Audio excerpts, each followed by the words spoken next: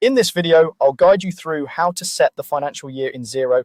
Getting your financial year set up correctly is really important because it affects how your reports are generated, how your accountant reviews your numbers, and how you compare one year's performance with another. By the end of this walkthrough, you'll know exactly where to go in Xero and what to click so your financial year matches your business or local tax requirements. First, open your web browser and go to the Xero website. You can do this by typing the Xero address into the browser bar and pressing enter. Once the page loads, sign into your Xero account if you aren't already logged in. Make sure you're in the correct organization, especially if you have access to more than one business in Xero, because the financial year settings apply only to the organization you have selected.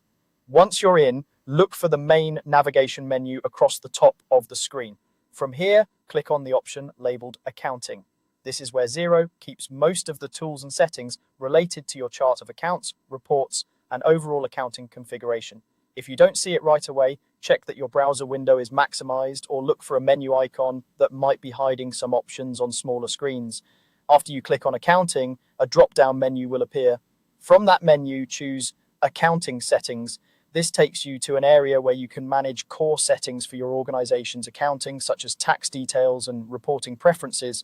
It's a good idea to avoid changing anything you're not sure about here because these settings can affect how your data appears in reports. On the Accounting Settings page, look for a section or tab called Financial Settings. Go ahead and click on Financial Settings. This is where you'll find options that control how your financial year is structured in Xero.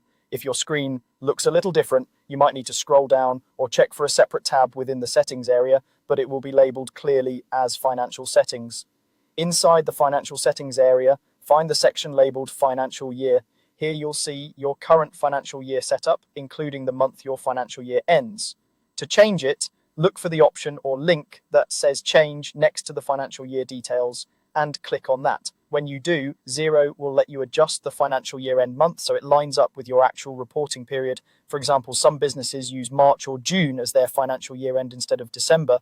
Take a moment to double check what your financial year should be, perhaps based on your local tax rules or advice from your accountant, before you confirm the change.